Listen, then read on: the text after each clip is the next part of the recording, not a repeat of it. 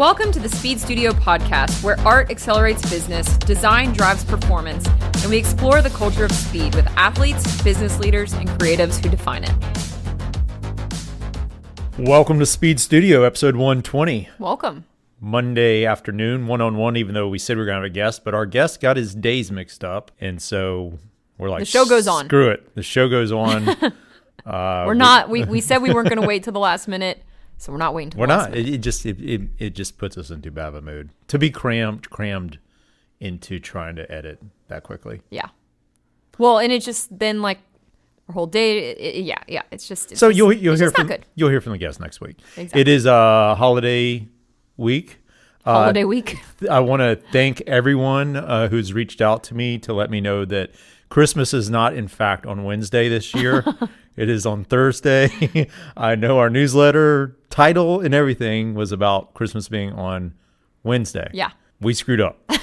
Well, my theory is that because we don't have the traditional like family thing going on, that it's really easy to lose track of what day is everything's happening on. Because, you know, like as a kid, when you grow up, you're like, oh, got to go to grandparents on this day, got to go to church on this day. So you have your schedule. We have zero formal schedule this week at all, which is why we spend most of the week working. We're working all week. Yeah. So, but because there's no formal schedule, that is what, like if we had to hit like 5 different houses, a bazillion different grandparents, every kid had to go to a whatever, like different play or something. Like, yeah. We wouldn't be able to work as much, but we don't have anything in our lives. So yeah, that's true. We got nothing. Nothing in life. It's funny you say that because yesterday on the airport ride, which was brutal, cold, raining, big weekend. I'm exhausted, by the way. People were talking about those kind of schedules, like what day they had to do what, and where they're going for this day. That's normal. Yeah, like we're the I heard all these like conversations happening, and I was like, yeah, nothing, Jerry. Yeah. Shout out to all of our friends in Miami for yesterday's entertainment. Glorious day of Don Pon. Broke the internet, I would say. Made it to the news. Made it to the news. So Don Pon is Miami's greatest group ride. And yesterday they called it Holiday Pon. We were there last year. There was no Holiday Pon. Yeah. They did 4.5 laps of Key Biscayne, and they called all the clubs, all the teams, everyone out for this ride. It looked like they had over 1,000 people. It was crazy. And if you watch the videos, there's a video of a car passing the group through the median. Like through the grass median, like a giant grassy median. Like a Mini Cooper, only in Miami. Convertible Mini Cooper angrily passing the group of cyclists. They were taking the whole road. I will admit that. But they also were going over the speed limit.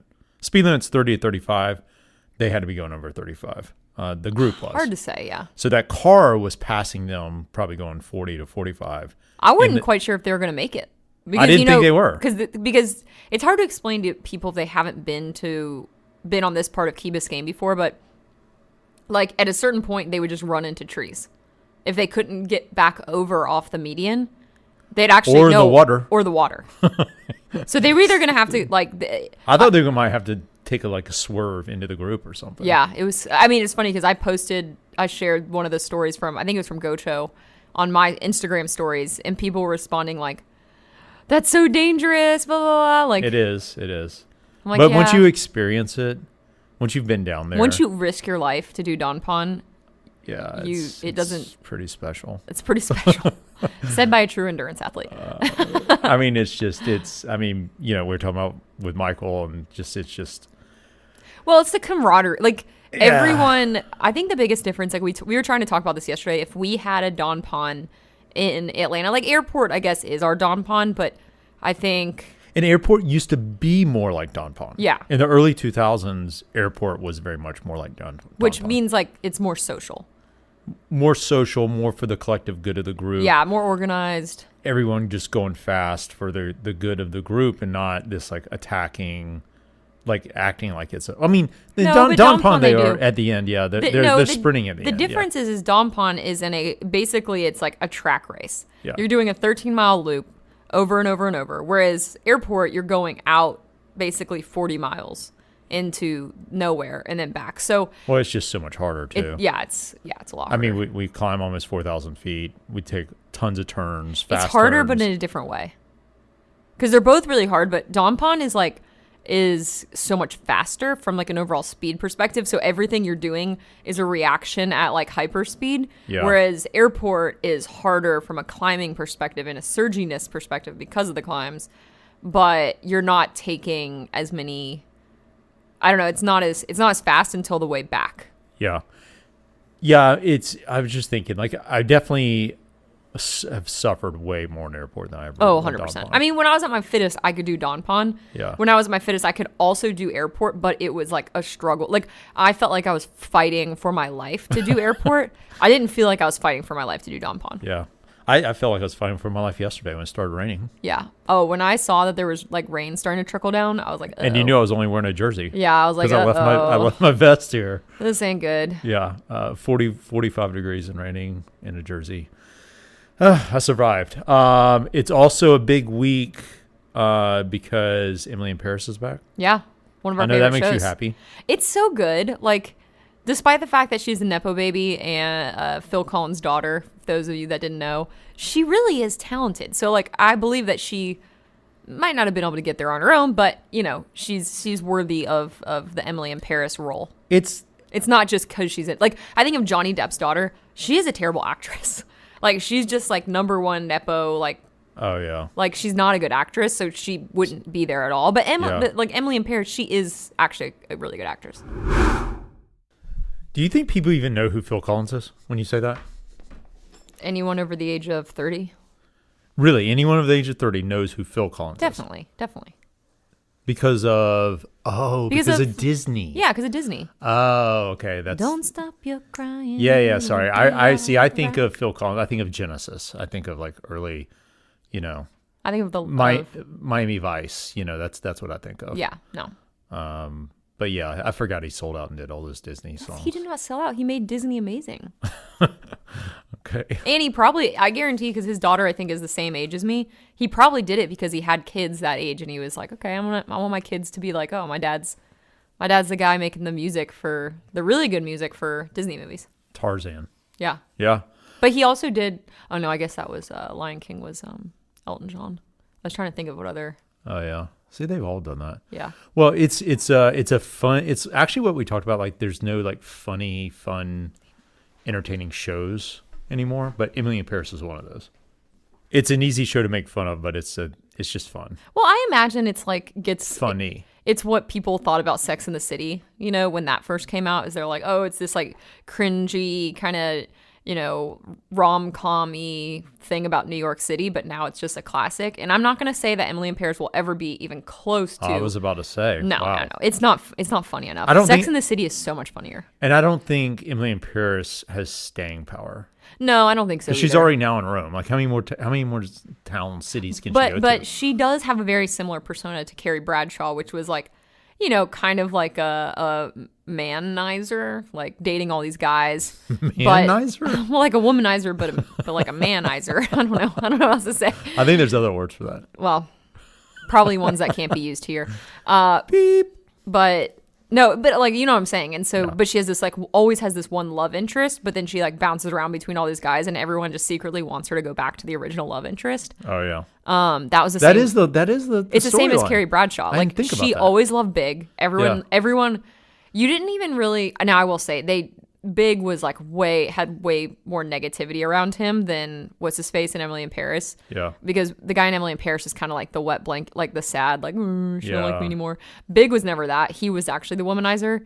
But it's the same idea. I was just thinking when we watched it last night, did you name our dog after Emily in Paris? Yeah. That's where you got the Camille? Camille. Oh, that's funny. You didn't know that? I didn't put two and two together until I heard them talking to her last I just love that name. Oh. Camille. Yeah. Similar idea, funny show. We have one finale left for I love LA. I'm excited about it. The irony of that is that you actually don't love LA. No, I don't actually like LA, but I like the characters in the show. Yeah, it's pretty. It's fun. Pretty entertaining. It's getting a lot of attention. It's just very witty. Like, I appreciate it. Kind of gives me Marvelous Mrs. Maisel vibes, but not obviously completely different storyline. But it's like a really strong female character that's a comedian that wrote this, wrote it, produced it, all these things. And she's not a nepo baby. She's not a nepo baby. We thought she was. Yeah. We assumed she was. That was which apparently everyone assumes she is. Yeah, because you kind of like get nepo baby vibes from her. Yeah. But she's not. It's the way she talks. She talks like such a New Yorker that you're like, oh, she's got to be like a nepo baby from New York, like whatever. And also she's young. Like, people just assume nowadays if you're young and you're talented and you're successful, you're probably... she's directing and producing. Yeah. No, she's just brilliant. Yeah. Period. Rachel Sennot. Yeah.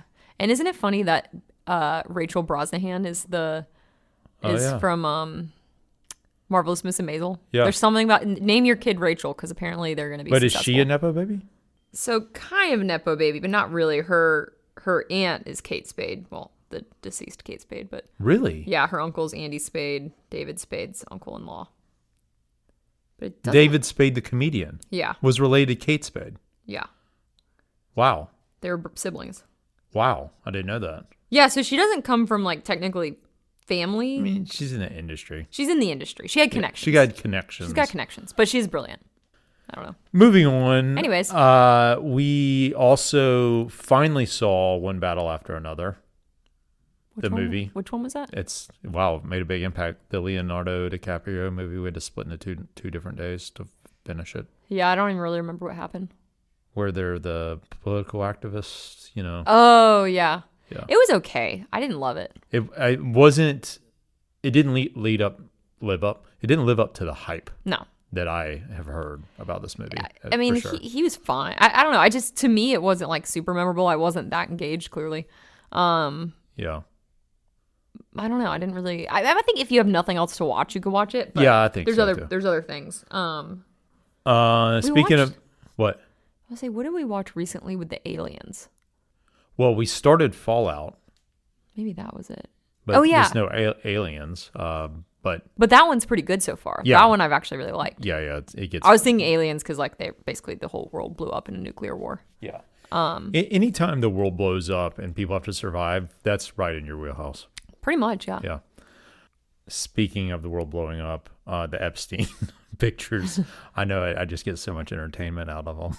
Just because of all the famous people that are involved in it? That and just like every picture, it looks like the person that he's posing with that's getting their picture taken knows that this is bad. Like they know it's a bad idea. Yeah, like this is a bad idea for me. Like the one picture of Woody Allen where he has like his hoodie up and all you can see is his eyes. I didn't see that. You haven't seen that? No. Woody Allen, also a bad guy. Yeah. Really bad guy. Has a hoodie. And really bad guy, but somehow successful and people support him still. But he's taking a picture. All you see is like his eyes, and it's like he has an expression like, don't take my picture. And like, that's almost except for Bill. Yeah. Bill's like, take my picture. This girl sat in my lap. I don't care. I think that he did it as a way to have blackmail on these people. Definitely. 100%. Like, there's no reason for these pictures to be taken. Yeah. No, they were blackmail pictures. Yeah. That was his MO. That's how he probably made so much money too. But you were saying, and I didn't realize this, so they had to withdraw the pictures. Yeah. Because they didn't redact everything they needed to redact. There was like one woman or something that they didn't redact, and they were supposed to redact her identity, and now everyone knows. So they're calling her the mystery woman. She's some like Russian chick. So her face is already all over the place, but she's like the mystery woman in all these photos, and it's the same Russian girl in every single photo. Oh, really? Yeah. So then apparently when people went on the DOJ website, all of these things had been taken off that had just been put on, which it doesn't matter all at this these years, like, and you just couldn't. You had one job. Yeah, you had one job to redact properly. Yeah. I mean, I couldn't figure out what day Christmas was. So who's chewing on these? Oh. Yeah, who are you to judge? I don't even know what day Christmas is on this year. So you had one job. I can't even be judging anybody on redaction. Speaking of holidays, I do want to congratulate friend of the pod, Andrew Rigsby, for having the #1 song in America. We talked about this last week, though. Well, we talk about it every year. But this year, apparently, it's even a bigger deal because it's the #1 song of the top 200 songs. Oh. And he finally surpassed enemy of the show, Mariah Carey. Enemy of the show. Enemy of the pod. Whenever I hear her song come on, I'm like, Alexa, turn the song, change the song, change the song. So Last Christmas, once again. Number 1. Living up. But we already talked about this last week. Did we? Yeah. Oh, okay. Okay, speaking of the holidays, I was thinking about this the other day. When you think of the holidays, like in your mind, what comes, like, where are you? Like, where are you living when you thinking of the holidays? Like, what's the time? My grandparents' house in Kissimmee, Florida. So, like, our cousin, all the cousins. Like, how old are you? Well, we did it from the time we moved back to Florida and lived in Orlando until, I know, but where are you when you think about? Oh, like 12. Okay. Yeah, like 12, 13. Yep. Cousins, grandparents, playing football in the backyard. You know, the traditions in our family were, I don't know why my family, like, they weren't big, like, cooking. We were never, like, a big, like, cooking family. Yeah. Because I see that. Because, like, Christmas Eve was pizza. You're like, a big cook. I love your cooking. Family is not a big, but my family is not a big, like, I mean, I feel like my dad now in his, like, you know, retired years has learned to cook more things, but, like, I don't ever remember. It was just never like a big, you know, huge thing of like someone in our family is obsessed Where with my cooking. family, it was the whole damn thing was about cooking. So we had Papa John's pizza every Christmas Eve. Okay. And the dogs would like jump on the table and get pizza, or something would happen, and then we would sit in a circle in the living room every year. We did this every single year. Yeah. And my grandmother, who she had passed away when I was like 11. So she wasn't there for all of these years, but before she did, when we were really little, she had printed out the 10 or the 12 days of Christmas, the song on these pieces of paper, and every single person got a piece of paper, and we were assigned a role of what part we would sing of the 12 days of Christmas. And so, and every year we had the same role. We'd sing our part. Really? Yeah. And was someone playing like music? Or y'all just a cappella? That's a really, really good question, actually. Someone playing like I think it was a cappella style. Okay. So we would all start singing the 12 Days of Christmas. Oh, we would all sing the 12 Days of Christmas, but when I think back to it, what was crazy about this is all those years we used that same pieces of paper. My granddad never got rid of those papers or printed out new ones. And I was thinking like that. Her handwriting? No, maybe. Or was it out of like a music sheet or something? I think it was like printed. Huh. Which I'm thinking back now, like that was 2000, or I mean not, that was like 1996. Yeah. Did people have printers in 1996?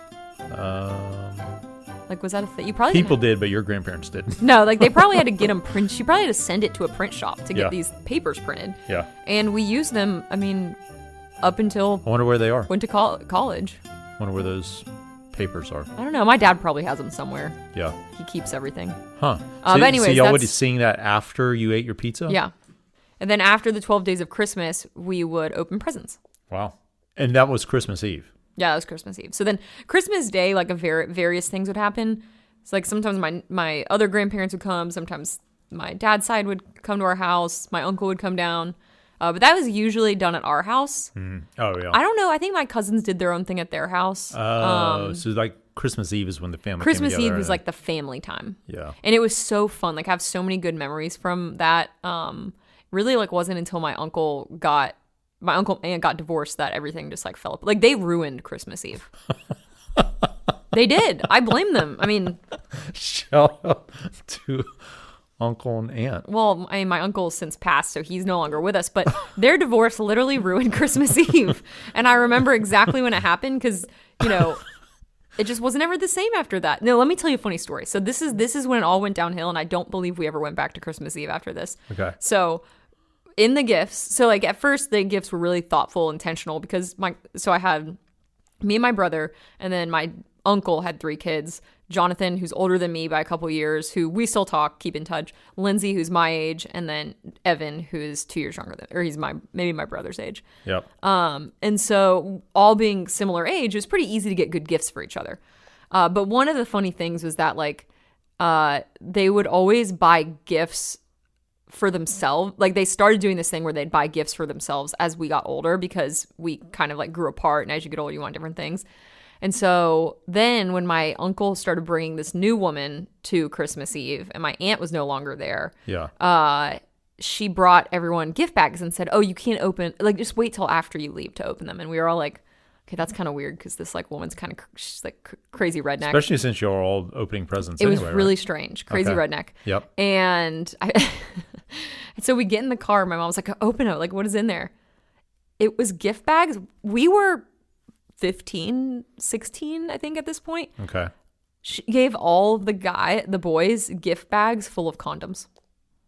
What? Yeah, I've never told you this story. Wow. Yeah, so my parents clearly, because my brother was even younger than me. Did she work at like a health department or something? No, she was like a crazy person. No, she was just completely off her rocker, insane. Wow. And she was trying. I don't know what her point was. What'd you get? What was in your bag? It wasn't anything weird that in my bag, but it was. I felt like there was some sort of underlying passive aggressiveness that was happening that we were all just not like privy to. Huh. Yeah. Wow, I wonder like what kind of conversations went into, okay, let's give the boys condoms. I think she for thought Christmas. that it was going to be some sort of statement. And again, looking back on it, maybe with my cousins, maybe there was some sort of drama that we were unaware of, but we were just so like confused. They were having their own like issues going on. Correct. Like, and so it was like a passive aggressive thing towards my aunt or something. We don't know. We'll Wow. never know. Wow. But it was so weird. And my mom was clearly like, my mom and dad were both really angry. Yeah. Because my brother is like 13. He's like, what's this thing? Wow. Yeah. I don't really know. Sometimes I want to go back and like live in the adult world during these times because you only have a perspective of a kid and you don't ever get the perspective of what the adults were thinking or saying. Yeah, we were talking about that the other day. Yeah, so it'd be interesting to go back. What What was actually happening? Hopefully my dad doesn't get mad at me for telling this story, but it was pretty funny. I don't think he's. It's a pretty funny story. I don't think he'll be mad at all. And it wasn't like, it wasn't our family, so. Yeah, exactly. What about you? Where do you go back to? Probably a little bit younger than you, probably like 10. Mm-hmm. It depends. I mean, because I had two, divorced family. I had two families to go to for Christmas every year. So my dad's side was Christmas Eve. And that was like a way different experience than my mom's side, which was Christmas Day. But Yeah. both families, it was around the grandparents' house. Yeah. And so that Christmas Eve, dad's side of the family it was a lot. Both of them did a lot of cooking. They cooked completely different things. Mm-hmm. I think I told you my granddad, Strickland, he made fried chicken. Oh, that sounds good. And it was like, I look back on it now, it was like the best fried chicken I ever had in my life. I Man. don't think it's like when we were looking at that New York restaurant that's Yeah. like had the Michelin star and they serve fried chicken. Yeah. That's what I imagine my granddad's chicken Did tastes he like. cook it like In a downstairs under the house in that little covered area? Exactly. Yeah, you remember that? Babe, I've got a memory. You don't even know. You went there like one time. I've got a good memory. I assess my surroundings. Yeah, that's exactly. He would be down there cooking, and I would go down there and hang out with him because everyone else was upstairs. Yeah. And we would just hang out while he's, and probably like listening to like, I don't know, it was Christmas, so I was going to say sports, but it's not sports. May have been like country radio or something. Yeah. So there's that, and then there were just like so many, And you were the only child at that time from your parents because your brother and your sister and your Correct. brothers and your sister weren't born yet. Correct. Yeah. It was really you and your cousin me and my cousin that Jennifer. you had the same age. Yeah. Yep. And yeah, it was, we were both like two only kids. Yeah. And so then, there's that. And then I think even more so on the other side, my mom's grandparents going to their house, or they would come to our house a lot too, but just the food was so good and unique. And, what did your grandparents boss, what would they typically cook? They were more traditional Southern. So there was always would be a turkey, but it was like really, really good. Yeah. And there would always be ham, but then there was like my grandmother would make. My favorite was the sweet potato casserole with like the pecans on the top, and it was like brown sugar. Yeah. Like I made that one year for you. I know. Yeah. It was like, and that was her recipe, and it was like it was like the crust was this thick, right? It was like 10 pounds of sugar. Yeah, it was like so much sugar. You look back on it now, like wow. You're like, no wonder we all have diabetes. But then there's other things that were just so unique to Panhandle, Florida, like we had oysters every year. Yeah. That's a tradition that I'm so glad that I met you because I love that tradition. Yeah. Like eating oysters for either Christmas or New Year's. Yeah, it's really, really good. We'd eat oysters and shrimp and smoked mullet. a lot of things, venison. I mean, a lot of things were caught by my granddad. Yeah. So you would go to the farm on the Voss side. Uh-huh. Was your uncle living there at the time? No, he Gary? Well, Two uncles. no, not Gary. Sorry, Uncle Bobby. No. Okay. Yeah. So when you would go there, it was you, it was your mom, it was Gary Ann, and Yep. Bobby, and your grandparents. Well, and Gary's wife, whoever You Gary, can't even remember your uncle's wife's name. Well, he was married 5 times. I remember the last one. Are you impressed by how I can remember your No, entire family's I remember names? the favorite one was Annabelle. Yeah. But yeah, it would be Gary Ann, and whoever he was married to at the time, and then Bobby and whoever Bobby was married to at the time. They weren't really major players like your aunt. It didn't fall apart if my uncles got divorced. Let's put it that way. Yeah. Everything just kept moving along. Everyone just kept replacing as they went. Yeah. Okay. Okay. But yeah, that's what I think of it, because I guess that's what everyone should think of is when they're 10 to 12 years old. Yeah. Christmas is It's like what's so special about it. I remember my grandma would make before she passed. So when we were even younger, like 6, 7, my cousin and I. 6, 7. Yeah, my cousin and I. What? 6, 7. I don't know what that means. Never mind. A lot of people will. Oh, my cousin and I, who are the same age, Lindsay, my grandma, like I don't think she knew that the section in Kmart was meant for uniforms, because she would buy us matching outfits, but they were matching school uniform outfits. Oh yeah, you like told me she this. thought they were like cute little outfits to like give to us so we could match. But every year we'd open up and be like, oh, some random school's uniform, and it was like some random school uniform. Because at Kmart they have like the school uniform section. Yeah. And I just don't think she realized that they were school uniforms. I think she just thought they were cute little outfits that would match. That's funny. So we would always have to pretend to make her feel better that we loved the matching school uniforms. And Lindsay and I would go back in the guest room and we'd change in the guest room and we would talk about how much we hated them. And you'd have to wear the school uniform the rest of the Christmas? No, we could change back into whatever we wanted. But we had to we had a fashion show because she would always get us clothes and stuff. So we had to come out and do like a fashion show for my grandma, because she was a sweet lady, but just never realized that they were school uniforms. That is really funny. Yeah, it was pretty funny.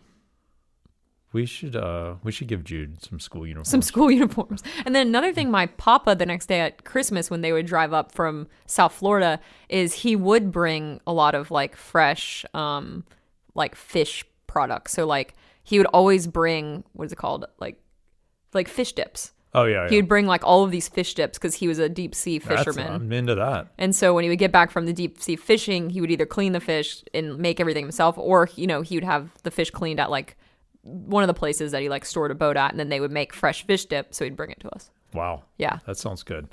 What is last reminiscent, and we'll move on. What is can you think of like a number one shock Christmas gift you got as a kid? Well, the condoms. It doesn't get much you shocking didn't get than those. that. Well, it's still shocking. Okay. Or the thing you like remember like that was so amazing. Probably our trampoline. The year we got our trampoline, it was, I don't remember how old I was. Yeah. But I just remember being so excited because I was in like acrobatics or gymnastics at that time. And I remember thinking like, I'm going to be able to practice and be so much better than all these girls. Yeah. On my trampoline. That's really. What about you? I look back on it now. It's kind of insane because I know I was less than 10 years old, and they gave me a go-kart. A gas-powered. That's exciting. Go-kart. Not like the fancy kind they have today, but just a gas-powered go-kart. Yes, this go-kart, I mean, I think people probably go to jail for doing stuff like this, like giving kids really go-karts these days. Yeah. In 2025, 26, because this thing was dangerous. Yeah. No suspension, anything. It was just like basically a metal frame with wheels and a lawnmower engine and a brake. It sounds fun though. Especially at your was it at your mom's or the Voss's house or the Strickland's. And it was fun, and I got it, and we went out into the field, and I ran Jennifer over, and it was the first thing I did. Wow. Why? Why'd you do that to her? I don't know. I thought it was funny. Did she get hurt? I mean, she cried. She's fine now. They were really mad at me. Yeah, I imagine so. I'm surprised you didn't get it taken away right there. No, they let me keep going on it. But yeah, that was crazy. Anyway, so yeah, we got Christmas coming up, and we will have a guest next week, hopefully, allegedly, and I wish we were in Paris. Now there's a Christmas gift. There's a Christmas wish. Yeah, I wish we were in Paris. Of all the places we've been for Christmas, even though I do love Miami, I didn't love Miami at Christmas. I didn't feel very Christmassy. Yeah, and we talked about that last year. They don't even really decorate for Christmas. Yeah, there's like not even Christmas lights. Yeah, no Christmas music. Which is weird because in Orlando, everyone decorates for Christmas. Yeah, I think there's just too much going on. Too much international flavor going on down there. And they got too many things going on to be bothered by. I mean, they're buying each other expensive presents all year round. So that's true. What's Christmas? That's a good point. Christmas is just another day. Yeah, that's true. Yeah, Paris would be nice. That is like the best place at Christmas. Yeah, it's hard to beat. I just think about the champagne at the Christmas markets and the champagne, the escargot. You know, we didn't really have caviar. That's something I got to get for Christmas. Some caviar. Lastly, since we are here in Inman Park for the holidays, I genuinely love how empty it is. It's so nice. Like it's like we get the neighborhood back for. I forgot that that's the part about holidays in Atlanta that's special. Is like for some reason everyone evacuates. Yeah, it is weird. I think it's just our neighborhood though, because like I'm sure in Buckhead there's a lot of people like families and stuff still like walking around Chastain Park and whatnot. Yeah, it's just our neighborhood it's so many. I mean, it is houses, but so many apartments, and people aren't typically staying in their apartment for Christmas. They're gonna go to whoever has like the house and the kids, you know. But it is nice, and kind of New Year's is usually pretty dead in Atlanta too. That's very good. Because like a couple years we woke up on New Year's and just walked to Cabbagetown and had brunch in Cabbagetown. It was so nice. There was no one there. Yeah. The other good thing about Christmas in Atlanta is you can get a lot of training in. Yeah. Because the weather isn't that bad. Yeah, it's not terrible. I mean, it's cold, but it's not unbearable. Yeah. Are there any places we want to explore while the neighborhood's dead? Because that's what I always think about. Like, where do we want to go that we never get to go because it's so quiet? Well, I definitely want to go to El Premio. Yeah. And I wonder if they have Christmas dinner. We just go there for Christmas dinner. Christmas Eve dinner. We should. We should look at that. Yeah, they might Christmas do Eve. some I bet they are doing something. Yeah. That I just think that's like I said a couple of weeks ago, it's just such a special place. Yeah. Okay. So on that note, happy holidays, everyone. Happy holidays.